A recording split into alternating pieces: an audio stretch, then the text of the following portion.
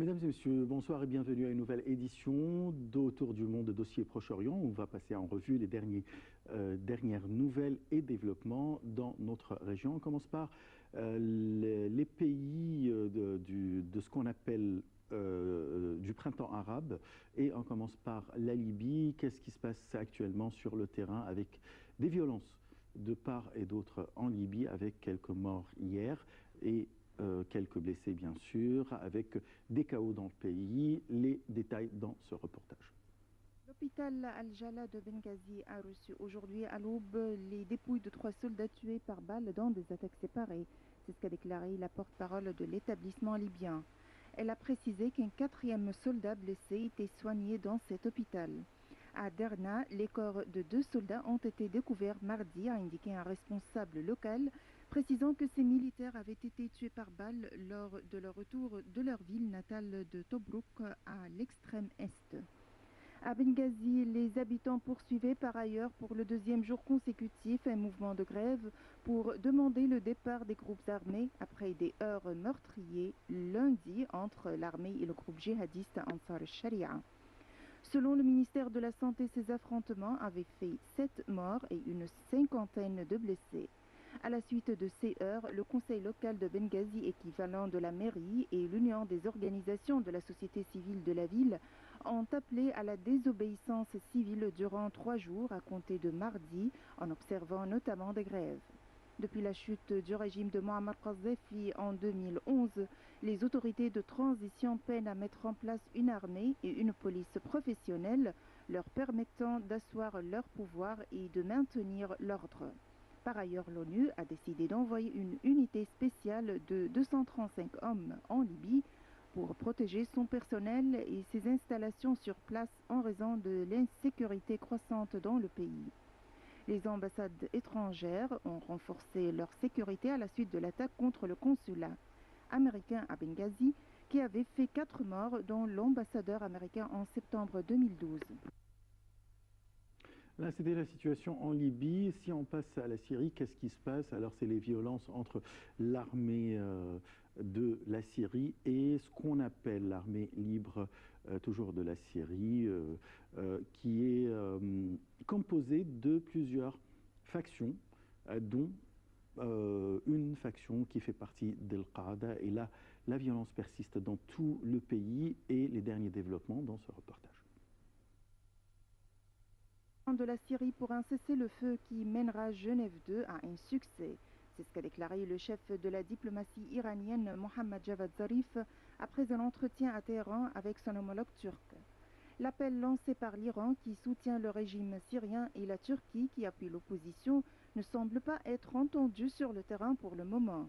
Depuis l'annonce lundi par l'ONU de la date de la conférence de paix, le 22 janvier à Genève, les combats ont redoublé de violence dans la région agricole autour de Damas et dans les monts de Qalamoun, 2 secteurs stratégiques pour les belligérants qui veulent arriver aux négociations en position de force.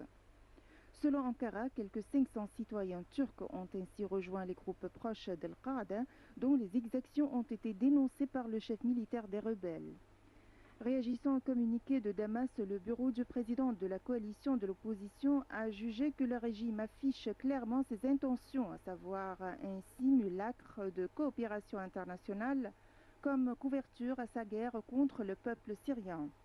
Sur le terrain, des opérations militaires se déroulaient près de Nabq et Deraa à Qalamoun et dans la Ghouta orientale, a indiqué une source de sécurité, assurant que les rebelles n'avaient pas réussi à briser le siège imposé par l'armée. Selon l'Observatoire syrien des droits de l'homme, l'armée a bloqué les rebelles dans la Ghouta et à Marj Salam, 17 rebelles dont 5 étrangers ont été tués. Alors, on vient d'apprendre que 17 rebelles, dont 5 étrangers, ce qui veut dire qu'il y a beaucoup de combattants étrangers qui font la guerre contre l'armée syrienne. Et voilà. Actuellement, on va parler de la situation en Égypte. Qu'est-ce qui se passe exactement? Il y a la loi de l'organisation des manifestations qui vient d'être promulguée par le chef de l'État par intérim, ainsi qu'il y a le travail du comité des 50 qui n'a pas encore fini mais qui a promis de finir la nouvelle constitution avant le 3 décembre.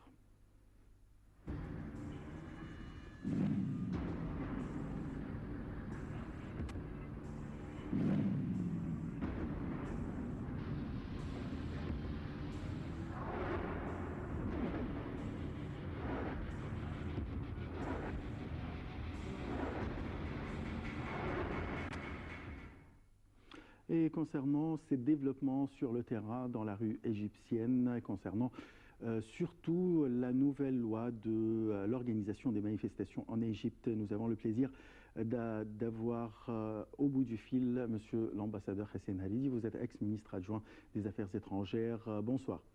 Bonsoir, monsieur. Alors, le président par intérim, Adli Mansour, a promulgué cette loi d'organisation des manifestations qui a suscité quelques polémiques de la part de quelques jeunes dans la rue.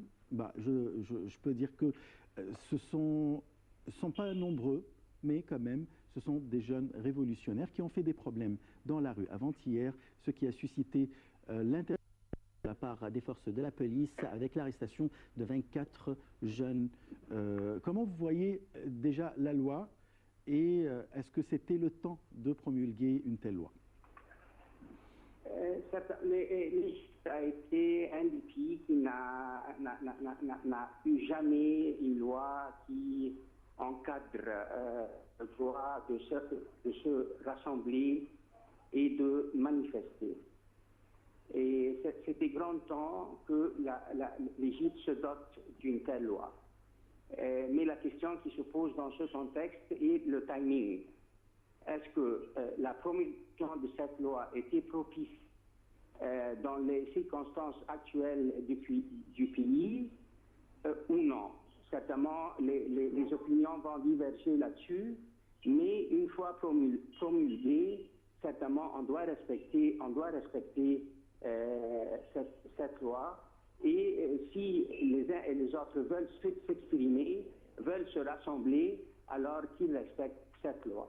Je crois que un des buts, un des objectifs principaux du soulèvement populaire de 2011 était que chaque Égyptien, chaque Égyptienne aurait le droit de s'exprimer en public pacifiquement et encadré par les forces de l'ordre comme protecteurs.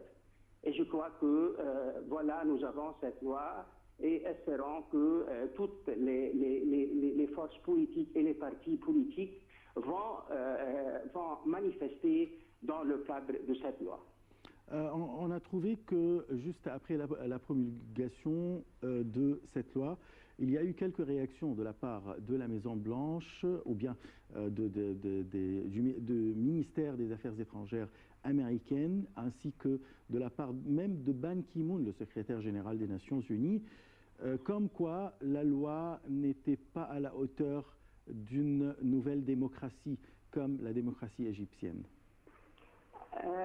Parler de la démocratie égyptienne, certainement c'est aux Égyptiens de définir leur propre démocratie. Certainement les régimes démocratiques ont des principes généraux, mais chaque société et chaque pays doit appliquer la démocratie selon ses besoins, selon sa culture politique et selon les circonstances. Ceci dit, l'Égypte se trouve dans